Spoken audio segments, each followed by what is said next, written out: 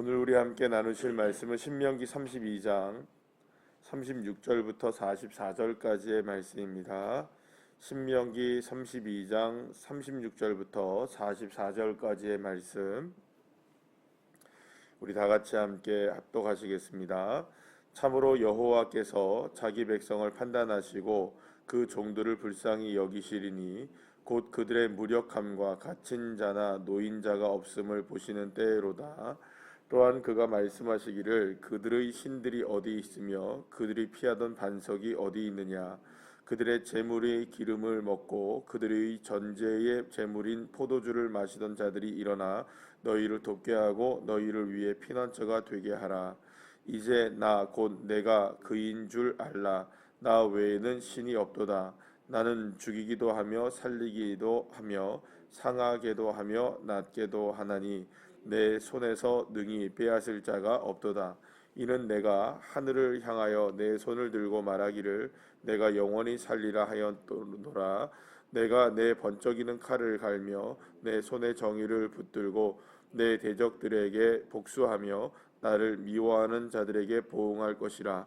내 화살이 피에 취하게 하고 내 칼이 그 고기를 삼키게 하리니 곧 피살자와 포로된 자의 피요 대적의 우두머리의 머리도다. 너희 민족들아 주의 백성과 즐거워하라. 주께서 그 종들의 피를 갚으사 그 대적들에게 복수하시고 자기 땅과 자기 백성을 위하여 속죄하시리로다.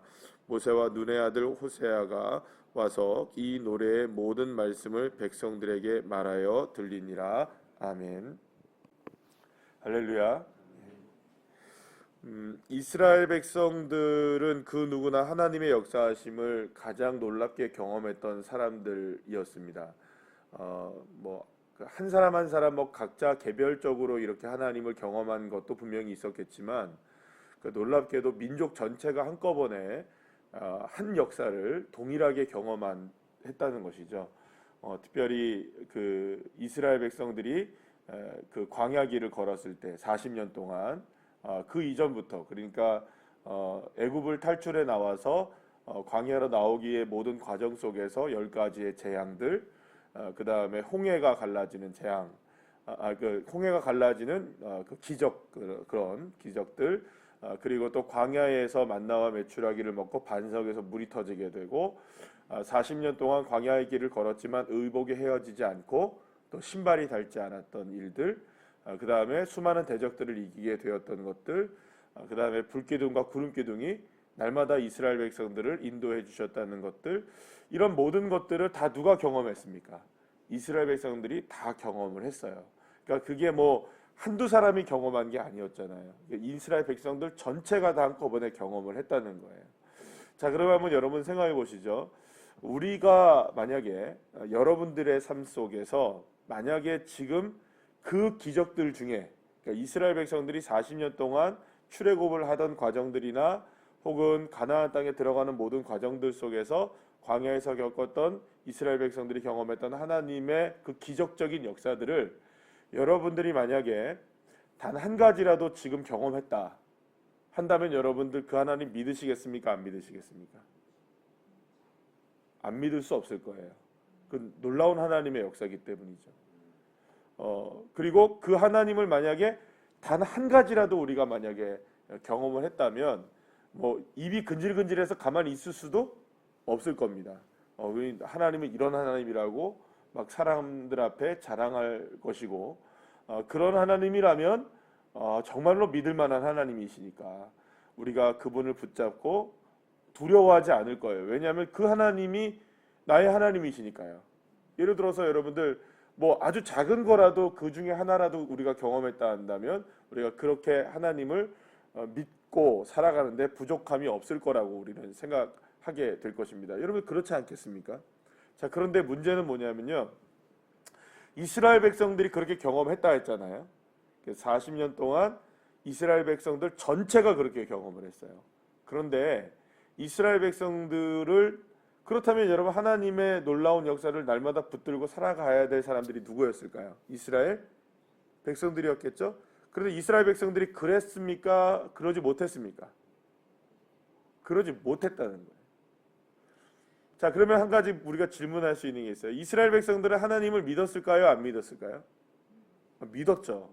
하나님을 믿고 자신들도 누구를 믿는다고 생각하고 있었을까요? 하나님, 난 하나님 믿어. 하나님 우리 하나님이야. 하나님이 놀라운 능력을 우리에게 베풀어 주셨어. 이거 모르는 사람 아무도 없었고 모두가 다 자기 자신 스스로들은 다 누구를 믿고 있다고 생각했을까요? 하나님을 우리는 다 믿고 있어. 하나님은 우리의 아버지셔. 하나님은 전능하신 분이시야. 이거 모르는 사람 없고 다 경험을 했으니까 그걸 모르지 않았을 거란 말이에요. 그리고 자기 자신 스스로가 나는 하나님을 안 믿어. 이런 사람 아무도 없었을 거예요. 그런데 문제는 뭐냐면 그들은 하나님을 믿고 있지 않았다는 거예요. 그 누구의 평가일까요? 자기들의 평가일까요? 하나님의 평가일까요? 하나님이 보실 때에는 이스라엘 백성들이 하나님을 안 믿는 거예요. 지금 이스라엘 백성들의 측면에서 볼 때는 우리는 하나님을 믿는다고 분명히 생각한단 말이에요. 그 하나님을 어떻게 안 믿겠어요? 40년 동안 광야에서 그토록 역사하셨던 그 하나님을 왜 안 믿겠습니까? 그런데 하나님이 보시기에는 니들이 나를 떠났다. 니들이 나를 배신했다. 니들이 하나님의 말씀을 듣지 않는다. 하나님의 말씀대로 살지 않는다. 아니 무슨 소리예요 하나님? 우리는 하나님 믿는다니까요. 아니다. 너희들은 우리는 나를 믿는 게 아니다. 이렇게 얘기하신다고요. 그럼 여러분 잘 생각해 보시죠. 분명히 이스라엘 백성들에게는 하나님을 지워버릴 수 없단 말이에요. 하나님은 분명히 살아계신 하나님이라는 걸 안단 말이에요. 그리고 그걸 믿고 있다고 자기 자신들 스스로를 생각한단 말이에요. 그럼 왜 하나님과 그렇게 차이가 날까요? 하나님은 보실 때 이스라엘 백성들이 하나님을 믿지 않는다고 얘기하고 따르지 않는다고 얘기하고 배신했다고 얘기하고 그런데 이스라엘 백성들은 그러지 않았거든요. 여러분들한테 여쭤보겠습니다. 여러분들 하나님을 믿으십니까? 하나님 정말 믿으십니까? 진짜 믿으십니까? 확실하게 믿으십니까? 정말요? 자꾸 물어보니까 이렇게 되지 않습니까? 이게 무슨 말이냐면요. 우리가 믿는다고 생각하는 그 믿음과 하나님이 보실 때 평가하실 때의 믿음이 같은 수준이냐라는 부분이 문제인 겁니다. 그러면 왜 거기서 차이가 나느냐라는 것이죠. 이스라엘 백성들이 가나안 땅에 들어가서 이스라엘 백성들이 하나님을 저버리게 되는 일들이 벌어지잖아요. 그러면 분명히 그때에도 바알을 섬기고 이스라엘 백성들이 가나안의 신들을 섬겼을 때에도 이스라엘 백성들은 뭐라고 생각했을까요? 늘 자기 자신 스스로들은 우리는 하나님을 믿어요 라고 생각하면서 뭘 섬겼을까요? 바알을 섬기는 거예요. 우리는 하나님 믿어요 그러면서 아세라 목상을 섬기는 거예요. 아니에요, 우리는 하나님을 믿어요 그러면서도 이방의 신들을 섬기고 몰락을 섬기고 맘몬의 신을 따라가고 하나님을 안 믿는다고 하면서 그들을 따라간 게 아니었어요. 하나님을 믿었단 말이에요. 하나님을 알았단 말이에요. 그러면 그 이유가 뭐냐? 이게 바로 하나님이 말씀하신 우상의 정체인 것이죠. 여러분 우상이 뭘까요? 우상은 바알 그 자체도 우상이긴 하겠지만 바알 자체가 우상이 아니라 진짜 우상은 어디에 있을까요? 진짜 우상은 뭐냐면요. 자기 자신입니다. 우상이라는 거는 어떤 형상을 만들어 놓은 것이 우상이긴 하지만 그 형상이 왜 만들어지냐로 볼 때에 내 자기 자신 스스로를 위하기 위하여 뭘 만들어내는 걸까요? 형상을 만들어내는 거거든요. 그러니까 여러분 이스라엘 백성들이 광야에서 하루는 그 송아지 하나를 금송아지를 만들잖아요. 하나님이 보이지 않으니까. 그러니까는 아론을 비롯해서 백성들이 다 함께 모여가지고 우리를 위하여 우리를 인도해낼 여호와를 만들어내자 이렇게 얘기한단 말이에요. 여호와를 만들어낸 이유가 누구를 위해서 만든 겁니까? 여호와를 위하여 만든 게 아니라 우리를 위하여 만들자고 하면서 만든 거예요. 그러면서 만들어낸 것이 우상의 문제였다는 거죠. 아담과 하와가 사탄이 와서 아담과 하와를 이렇게 유혹을 할 때 사탄의 이야기가 뭐였었나요?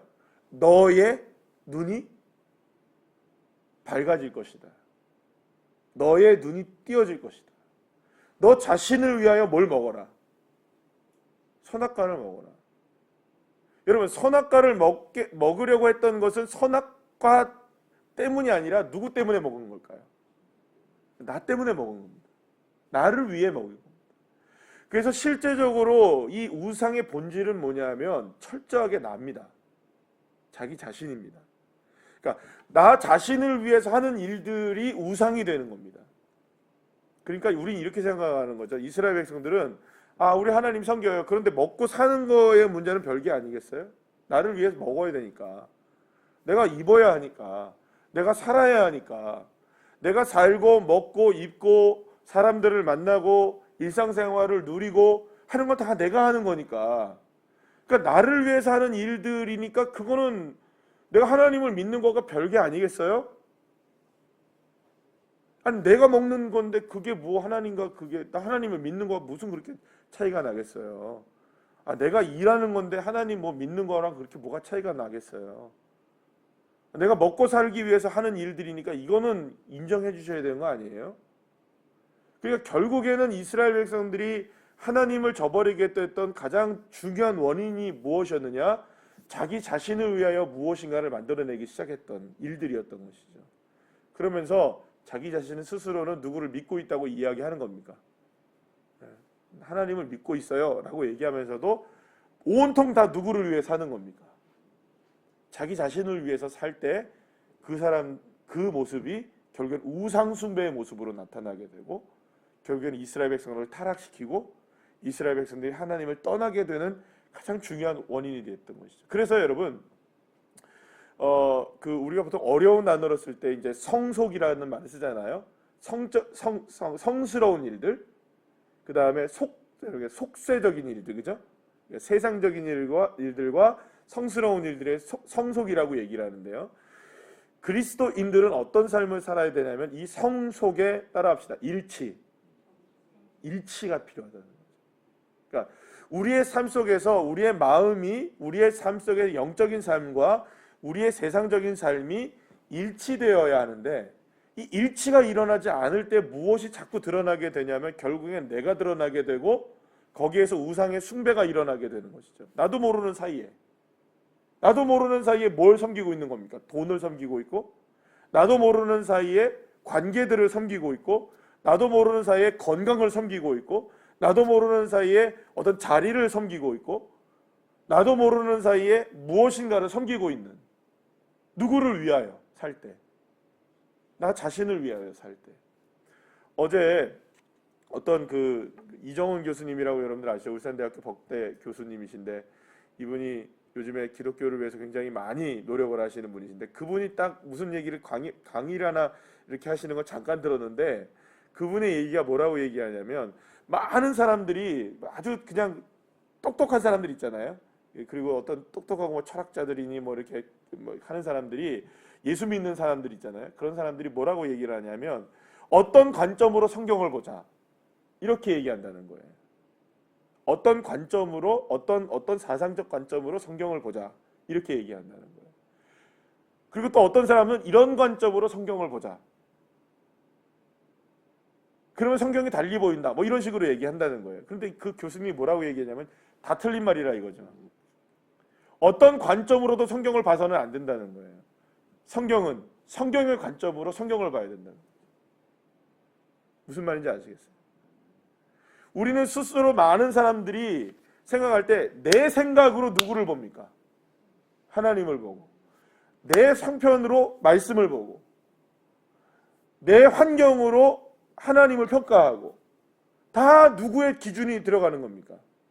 자기의 기준이 들어가는 거예요.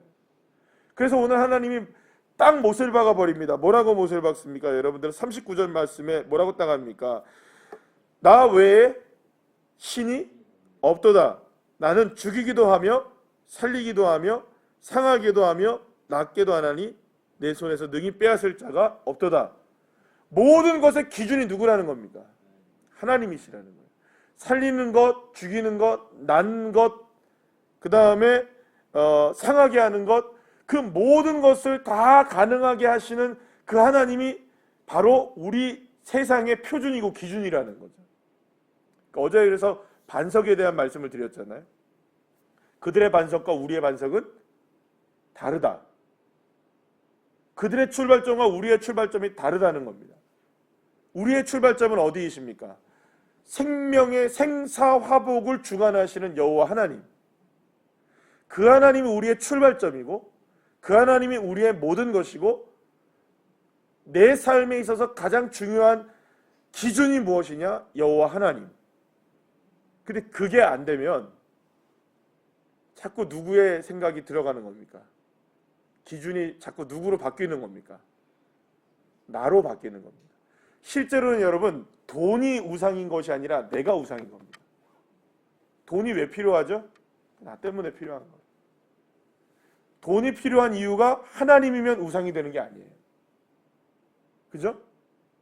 돈이 필요한 이유가 주의 영광을 위해서라온다면 그게 진짜 우상이 되는 게 아니죠. 그런데 돈이 우상이 되는 순간이 뭐냐? 나를 위해 쓰려고 할 때 그게 우상이 되는 거예요. 건강도 똑같습니다.